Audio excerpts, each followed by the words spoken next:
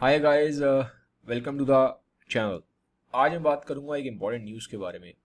ये न्यूज़ ने मुझे काफ़ी इमोशनल किया। इसलिए किया इमोशनल क्योंकि मैं खुद एक स्पोर्ट्स और फिटनेस में काफ़ी इंटरेस्ट रखने वाला इंसान हूँ।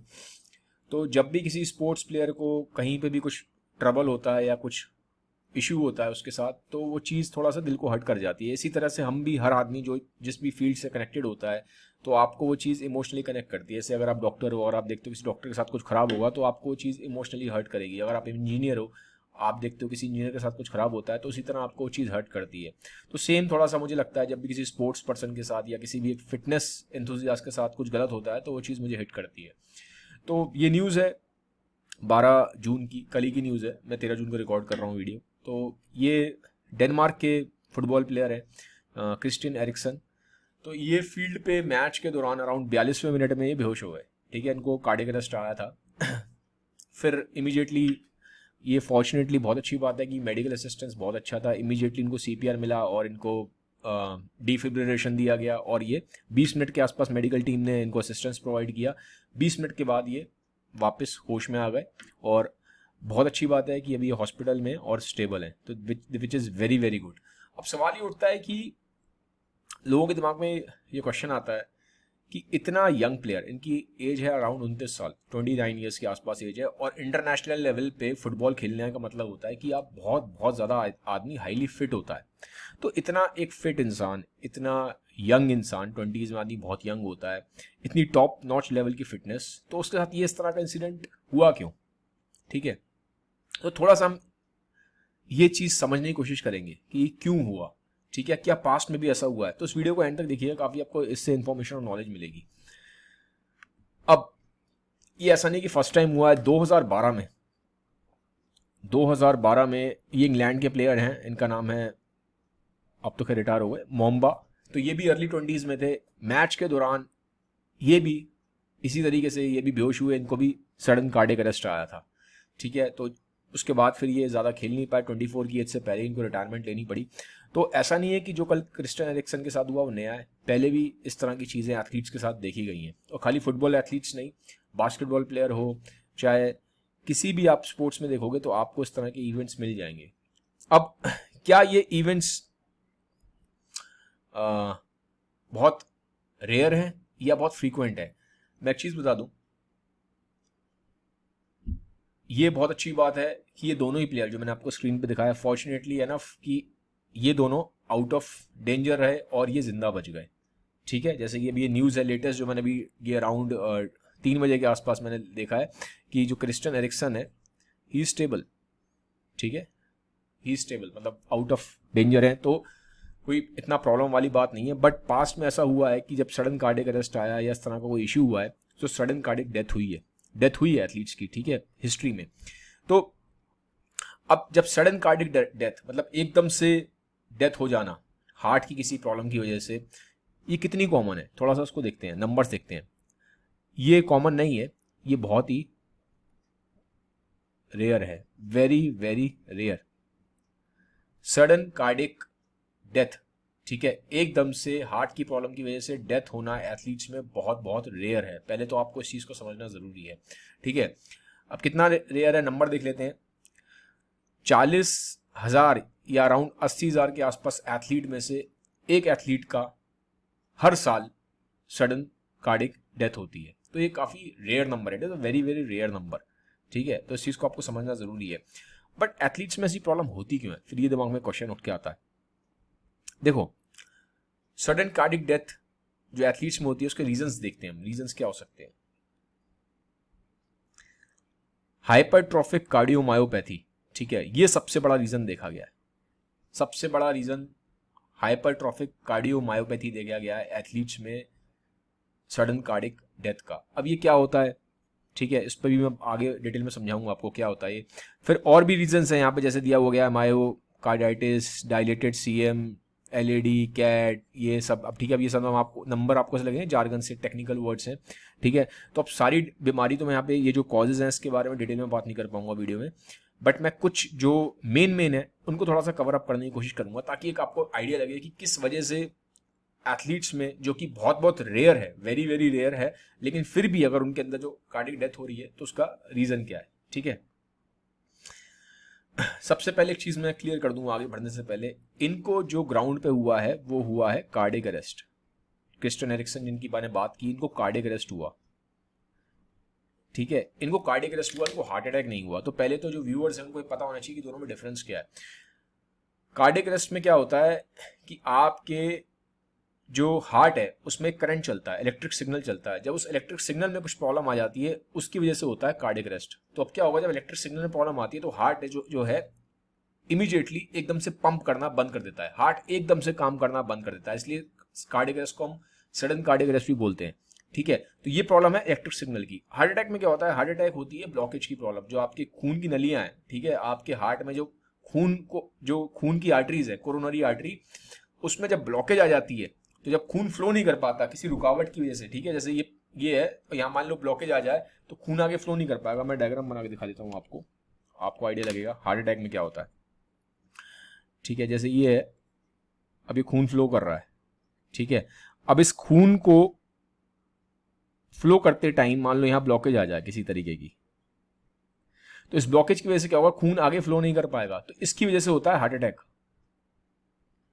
बट क्रिस्टियन एरिक्सन और जो मोम्बा प्लेयर थे, ये 20s में थे, बहुत हाईली फिट थे, तो उनके केस में ब्लॉकेजेस के जो इश्यूज होते हैं वो बहुत ही ज्यादा अनयूजुअल है, ठीक है। तो इन लोगों के ब्लॉकेजेस होने के चांसेस बहुत नेग्लिजिबल है, स्पेशली जब अंडर 35 होता है एथलीट, 35 के ऊपर चांसेस बढ़ जाते हैं, बट इतनी यंग एज में ब्लॉकेजेस होने के, स्पेशली इतने highly athletic fit young individual के प्रोबेबिलिटी बहुत अनयूजुअल होती है। तो इनको हार्ट अटैक नहीं आया, ब्लॉकेज की वजह से इशू नहीं आए, इनको जो इशू आए हैं वो है कार्डियक अरेस्ट, वो है सिग्नलिंग की प्रॉब्लम, ठीक है। हार्ट में जब सिग्नलिंग की प्रॉब्लम हो जाती है तब कार्डियक अरेस्ट आता है। अब सिग्नलिंग की प्रॉब्लम क्यों हुई, कार्डियक अरेस्ट क्यों आया, ठीक है, उसके बारे में हम थोड़ा सा बात करेंगे कि किस वजह से इनको कार्डियक अरेस्ट आ सकता है, किस तरह की इनको हार्ट प्रॉब्लम्स हो सकती हैं। एथलीट्स में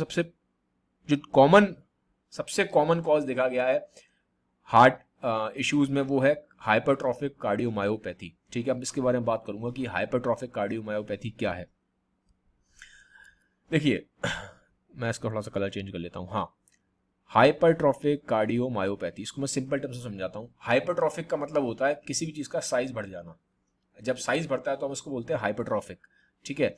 कार्डियोमायोपैथी क्यों बोल रहे हैं इसको, कार्डियो मतलब होता है हार्ट, ठीक है, कार्डियो मतलब हार्ट, मायो इसलिए बोला जाता है क्योंकि जो हार्ट की मसल होती है उसको मायोकार्डियम बोलते हैं, ठीक है। पैथी मतलब बीमारी, ठीक है, डिसीज। तो जब हार्ट की मसल का जब साइज बढ़ जाएगा तो उससे जो बीमारी होगी उसको बोलते हैं हाइपरट्रॉफिक कार्डियोमायोपैथी, ठीक है। सिंपल टर्म से समझ सकते हो। ये देखो, ये एक नॉर्मल हार्ट है, अभी आपको समझ में आएगा मैं क्या कहना चाहता हूँ। हाइपरट्रॉफिक कार्डियोमायोपैथी क्या है अभी आपको समझ में आ जाएगा। ये एक नॉर्मल हार्ट है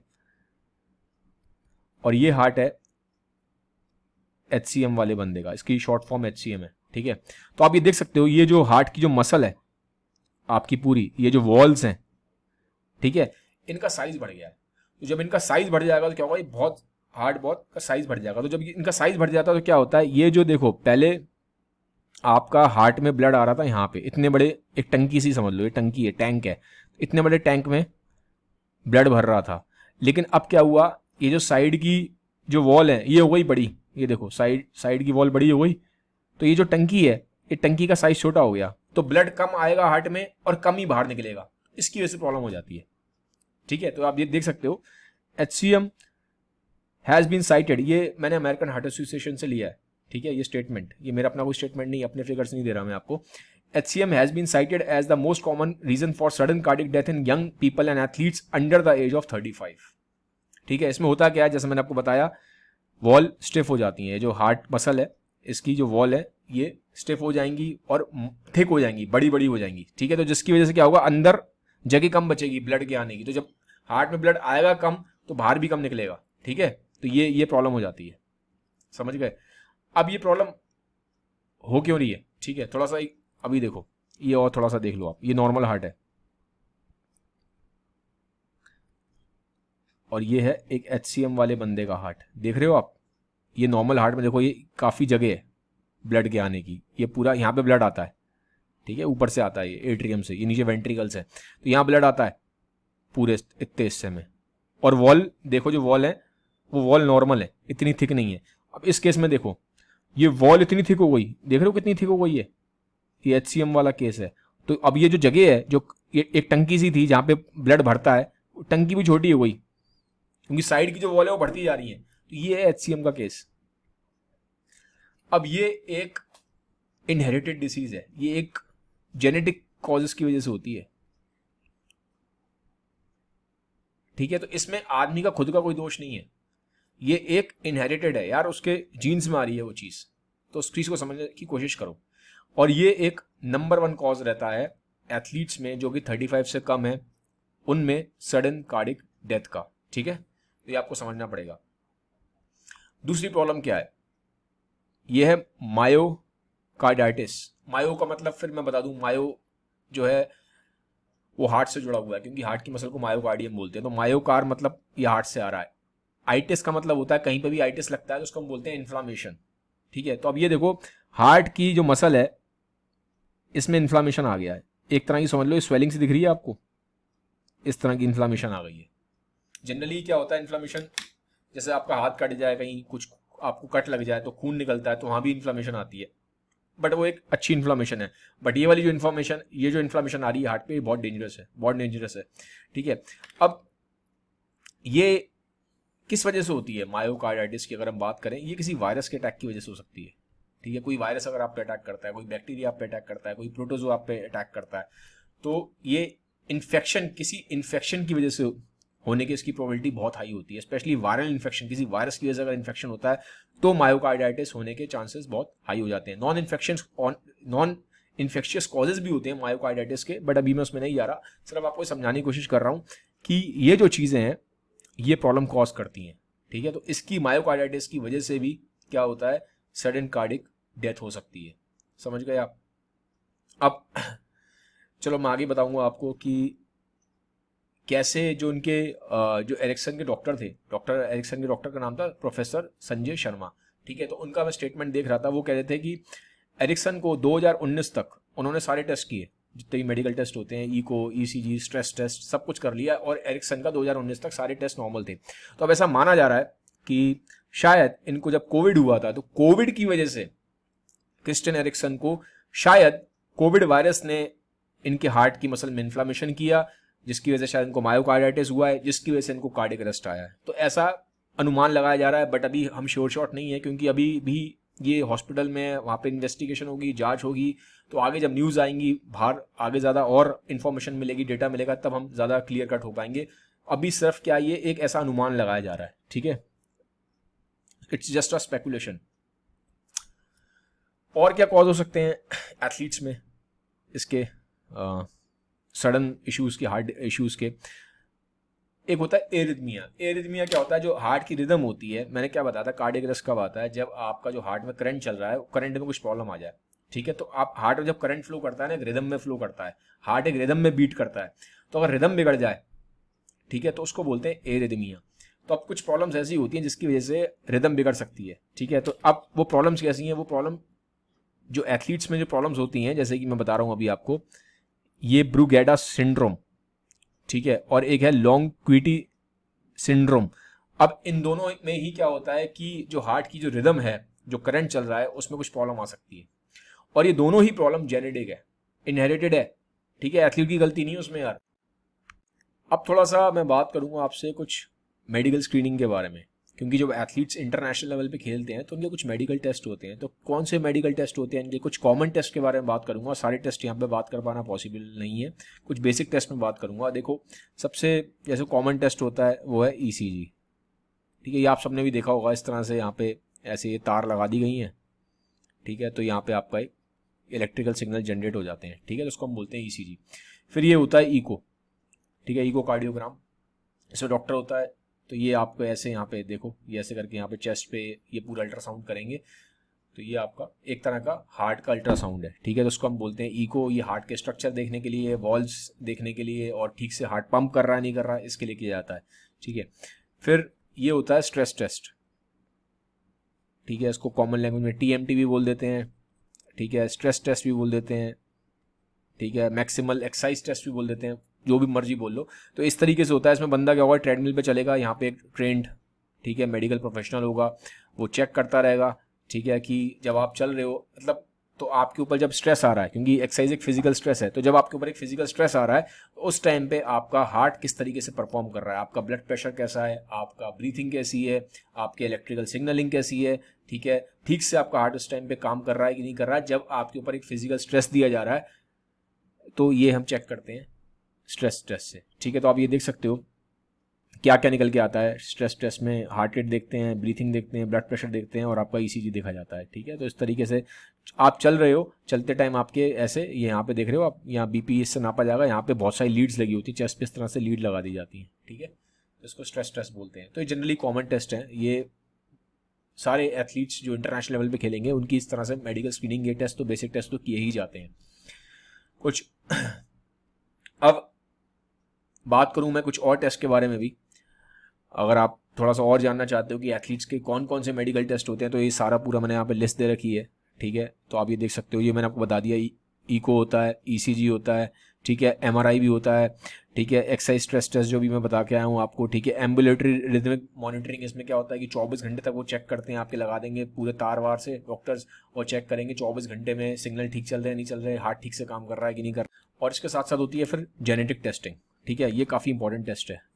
इससे मालूम पड़ जाता है कि जीन्स में कहीं कुछ आपकी एबनॉर्मलिटी तो नहीं आ रही, क्योंकि देखो मोस्टली जो यंग एथलीट्स होते हैं उन्हें जो भी प्रॉब्लम होती है उसका एक बहुत कॉमन कॉज रहता है कि उनके इनहेरिटेड कुछ प्रॉब्लम होती है, ठीक है, या बाय बर्थ ही उन्हें कुछ दिक्कत होती है, बाय बर्थ कुछ स्ट्रक्चर में डिफेक्ट होगा हार्ट के, या कुछ जेनेटिक कॉजेज होंगे, तो कुछ ना कुछ इनहेरिटेड होगा या कुछ ना कुछ बाय बर्थ होगा, कुछ ना कुछ प्रॉब्लम उनके जेनेटिक या इनहेरिटेड होती है, ठीक है। तो ये इसके लिए जेनेटिक टेस्टिंग की जाती है। अब थोड़ा इस पर भी मैं बात कर लेता हूँ कि इनको इमीडिएट फर्स्ट एड क्या दिया गया, ठीक है, ये बहुत इंपॉर्टेंट है। देखो जब इनको कार्डियक अरेस्ट हुआ तो सबसे पहला जो चीज़ दी गई, जो सब बहुत ज़रूरी होता है, ये होता है सीपीआर। तो ये है सीपीआर, आप देख सकते हो, ये इस तरह से चेस्ट पे पंपिंग की जाती है, ठीक है। तो ये सीपीआर है, चेस्ट पे कंप्रेशंस दिए जाते हैं, ठीक है।